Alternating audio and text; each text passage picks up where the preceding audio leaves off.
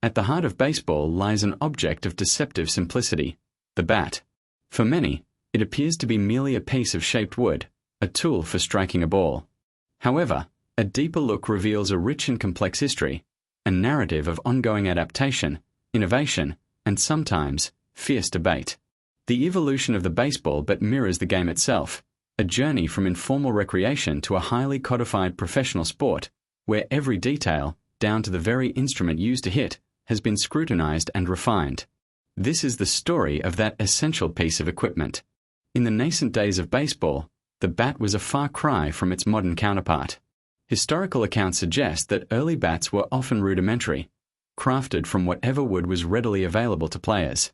Records indicate that these initial implements were typically hand-hewn, fashioned with varying degrees of skill and little uniformity. There were no formal rules governing their construction, leading to a wide array of sizes, shapes, and weights on any given field, reflecting the amateur and improvised nature of the game in its earliest iterations across communities. As the game began to formalize, the need for some basic parameters emerged. Early rulebooks, attempting to bring order to the disparate practices, offered only vague descriptions of the bat. For instance, according to historical documents, a common early characterization referred to the bat simply as a rounded stick. This minimal definition offered little in the way of specific dimensions, reflecting a period where the emphasis was on participation and simple play, rather than strict regulation of equipment. The exact interpretation was largely left to the players and umpires on the field. The lack of precise rules inevitably led to disputes.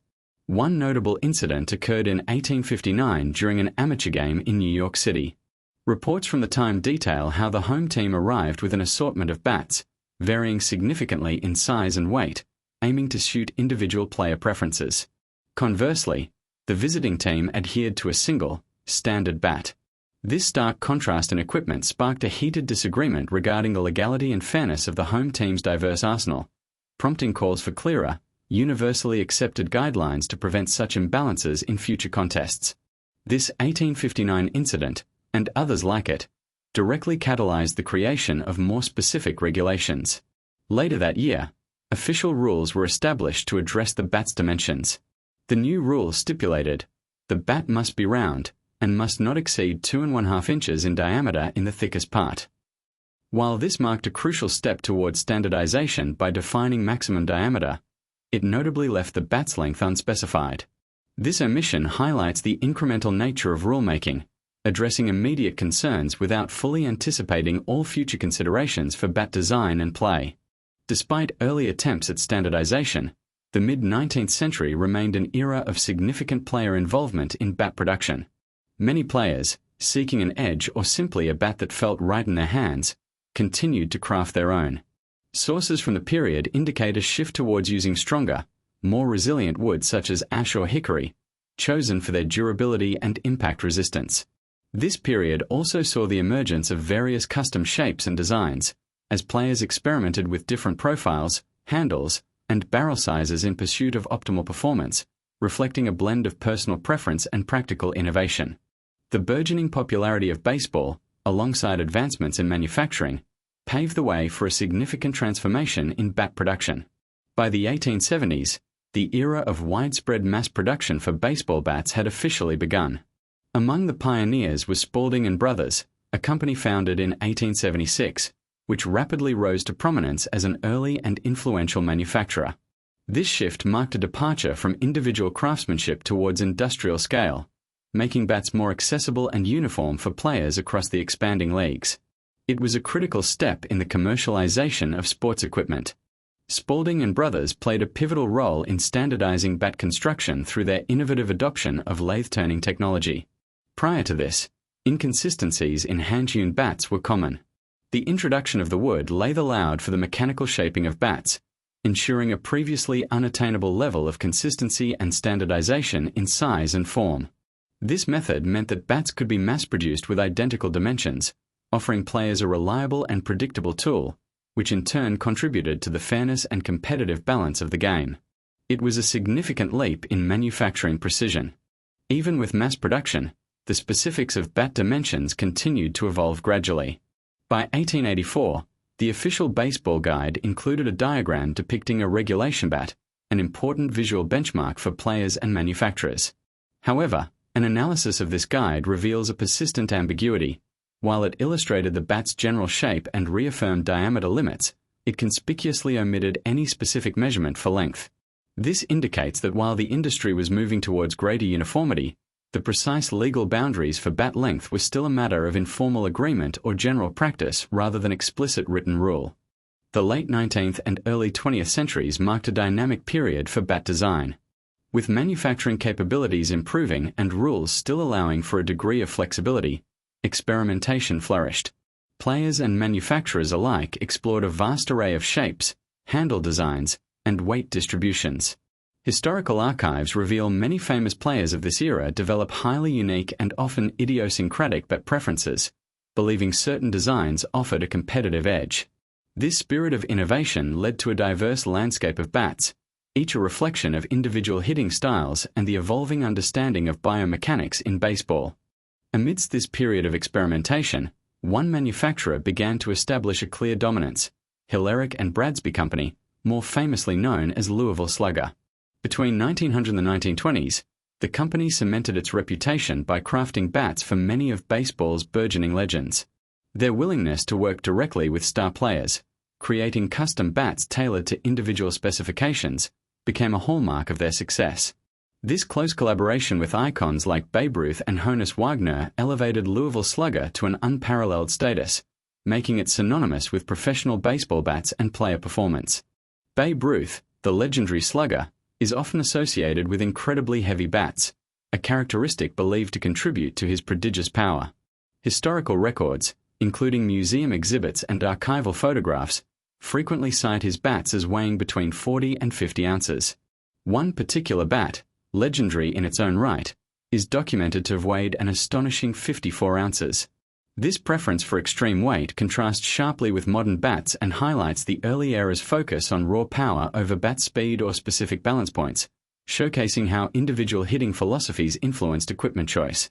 In stark contrast to Babe Ruth's preference for immense weight, Honus Wagner, another titan of the game, favored a lighter, more balanced bat.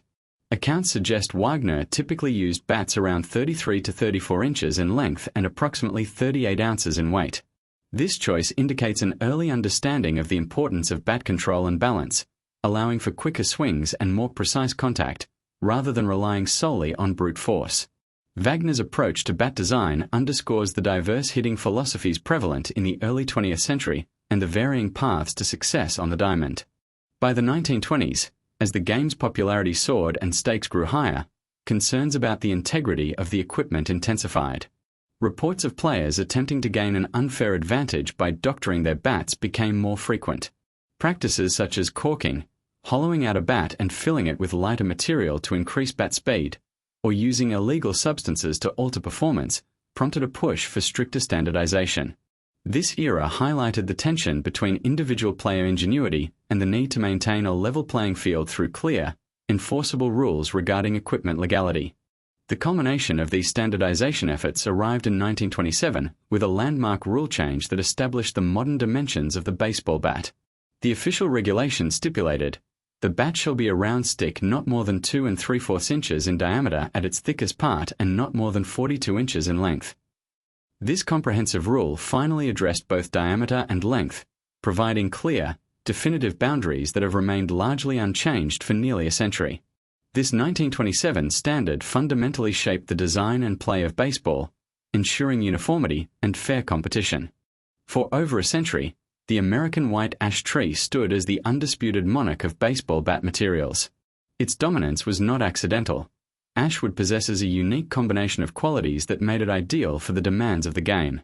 Sources consistently cite its remarkable flexibility, which allows bats to bend slightly upon impact without immediately breaking, and its inherent strength, crucial for enduring repeated high-velocity strikes. Furthermore, its relatively light weight contributed to maneuverability, offering a balanced feel that players favored for generations, solidifying its status as the industry standard. As the 20th century drew to a close and the 21st began, a new contender emerged to challenge ash's long-held supremacy, maple wood. Initially a niche choice, maple gained significant traction in the professional ranks, particularly in the early 2000s. Its rise in popularity is often attributed, in part, to the extraordinary success of players like Barry Bonds, who famously adopted maple bats. Bonds' record-breaking seasons with maple bats served as a high-profile endorsement, prompting many other players to reconsider their traditional ash bats and explore the potential advantages of this harder, denser alternative. The introduction of maple ignited a debate among players and experts regarding its performance characteristics compared to ash. Research indicates that maple is denser and significantly harder than ash. This property allows maple bats to transfer more energy to the ball upon impact, potentially leading to greater exit velocity. However, this comes at a cost. Maple is less flexible and tends to break more abruptly. Ash, in contrast, is more forgiving, often showing signs of fraying or splintering before catastrophic failure, providing a visual warning to the batter. This fundamental difference became a critical point of analysis. While maple bats offered potential performance advantages, their unique fracture characteristics soon raised significant safety concerns. Unlike ash, which typically splinters and frays along its grain, maple bats have a tendency to break into sharper, more dangerous shards upon failure, particularly after sustained use. Numerous incidents of shattered bats sending large, knife-like pieces flying into the stands or towards players and coaches prompted a serious re-evaluation of bat safety in professional baseball. This alarming development underscored the need for further investigation into wood properties and bat design for player and fan protection. Responding to mounting safety concerns, Major League Baseball took decisive action. In 2008, an independent bat performance and safety committee was formed, tasked with conducting rigorous research into wood properties, grain orientation, and manufacturing processes. Their findings directly informed new MLB bat safety rules implemented in 2009. These regulations introduced stringent standards for wood quality, grain slope, and moisture content. Crucially, they mandated an ink dot test for maple bats, ensuring bats are manufactured with the strongest part of the grain oriented correctly, significantly reducing the risk of dangerous breaks and enhancing player safety. While MLB adheres strictly to wood bats, other levels of the game have embraced technological advancements in bat materials. At high school and collegiate levels, composite bats are widely permitted. These bats, typically constructed from layers of carbon fiber and other synthetic materials, offer distinct advantages. They are often lighter than their wood counterparts, feature a larger sweet spot, and boast superior durability, reducing the frequency of bat replacement. This divergence highlights a philosophical divide. The professional league prioritizes tradition and the nuanced skill required for wood, while amateur leagues often favor performance and resilience. Major League Baseball's steadfast stance on maintaining wood-only bats is rooted deeply in tradition and the belief that wooden bats demand a particular skill set, preserving a fundamental aspect of the game's challenge. This commitment to wood, even in the face of modern material science, underscores the delicate balance between innovation and heritage. From the crudely hewn sticks of the 19th century to the precisely engineered wooden bats of today, the baseball bat's journey is a testament to constant refinement. It is an ongoing story of adapting to rules, materials, and safety concerns, all while remaining the iconic symbol of the national pastime, connecting generations through every powerful swing.